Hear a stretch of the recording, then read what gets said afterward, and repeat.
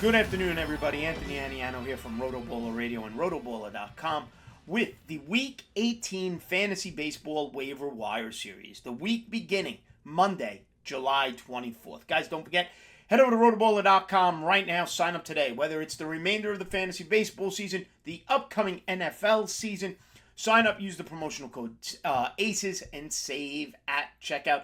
Take advantage of our Team Sync tools, lineup optimizers, the free articles, the material behind the paywall as well for fantasy football, all the rankings and all the great stuff there as well. So take advantage.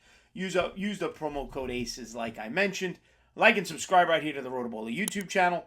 Download the app. It's free. Take advantage of that as well. So we continue with our fantasy baseball season, Week 18, the week beginning Monday, July 24th. Full disclosure, recording this on Thursday, July 20th, so obviously things can change between now and when you set that waiver wire, so be aware of that. As always, we use Yahoo roster percentages as our talking point, trying to keep it at 50% rostered or less. So we have some players who in deeper leagues are not going to be available, and hopefully we have a few, that are available for you to help the stretch run of your fantasy baseball season. And we'll start with our number one, our priority ad.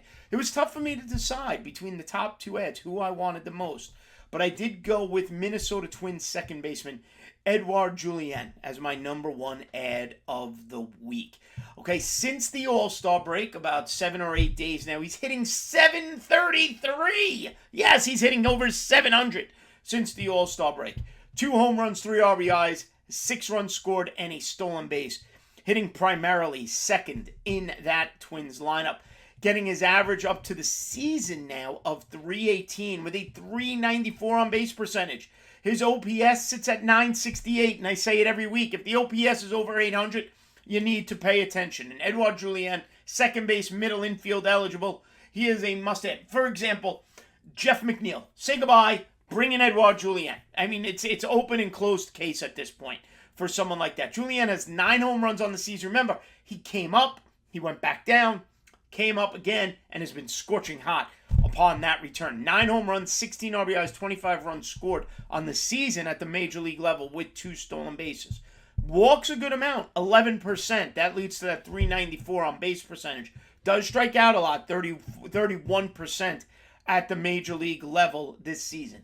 Julien is the Fangraphs 82nd overall ranked prospect. He is the Minnesota Twins 3rd overall prospect. Okay, in AAA, he was hitting .293 this season with an outstanding .435 on base percentage. Second base, middle infield eligible, Edouard Julien, my number one ad of the week, and only 25% rostered. At number 2, Mickey Moniak of the Los Angeles Angels. I've mentioned them before. This will probably be the last time I get to. 44% rostered. So shallower leagues may be available. Deeper leagues probably already on rostered. Since the All-Star break, he's hitting .444 with a homer, 5 RBIs, 3 runs scored, and a stolen base. They've moved him down in the batting order. He was hitting near the top at leadoff. He's now hitting in a run-producing role in the 3rd or 4th spot in that Angels lineup now with Mike Trout out. On the season, Mickey Moniak is hitting .331. So you're hitting .331, you need to be 90% rostered, not 44% rostered. Mixing in 11 home runs, 33 RBIs, 24 runs scored, and 3 stolen bases. He's got an on-base percentage of .364 and an OPS that's even better than Julien's at .994. Moniak, remember, the former first-round pick of the Phillies, first overall pick in 2016. Doesn't walk. It's the only downside. The walk-strikeout gap is enormous. Strikes out about 30% of the time, only walks 3%. That's a huge gap. I don't like that. But when you're hitting .331, you're hitting the ball over the fence, and you're producing runs in the middle of the Angels lineup, you have to pay attention to that. And according to Yahoo, he sits at about 56% rostered. At number 3, Houston Astros outfielder Chas McCormick, 47% rostered. Also probably the last time I'll get to mention him. Available in only shallower leagues. Hitting .556 since the All-Star break with 4 homers, 8 RBIs, and 9 runs scored. Now hitting 5th or 6th in that Astros lineup. Again, he's been moved into a run-producing role. Who knows what happens when Yordan Alvarez returns for the Astros, where McCormick ends up settling in in that Astros batting order. His average for the season is now up to 285, and his on-base percentage sits at 370. That OPS, it's another one of those elite level numbers, sitting at 904 as of this Thursday, July 20th. 12 homers, 35 RBIs, 30 runs scored, and 9 stolen bases. A borderline 2020 candidate on the season is Chas McCormick.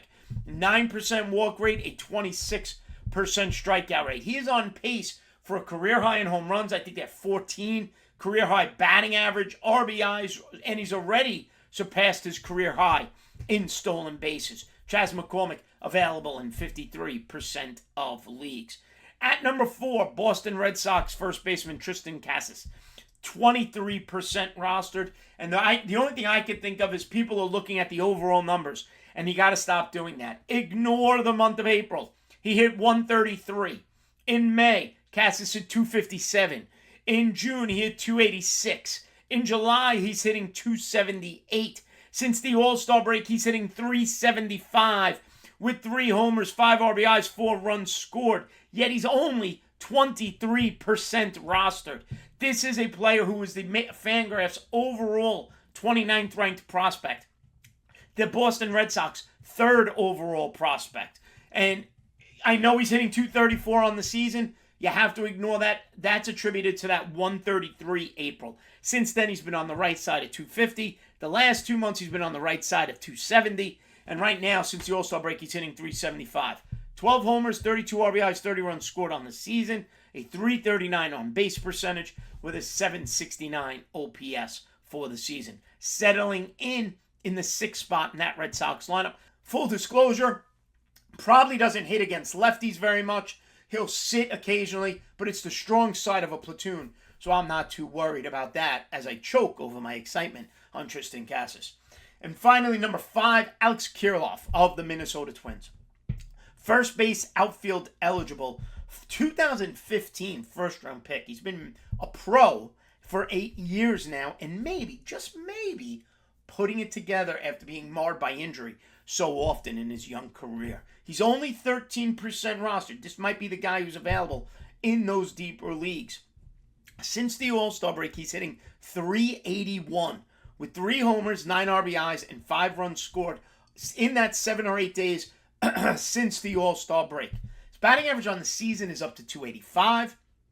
His on-base percentage is 377, and that OPS is on the right side of 800, where I like it to be, at 833. 7 homers, 27 RBIs, 21 runs scored, hitting usually in that top end of the batting order for the Minnesota Twins. We've seen him hit 2nd, we've seen him hit 3rd, we've seen him hit 4th.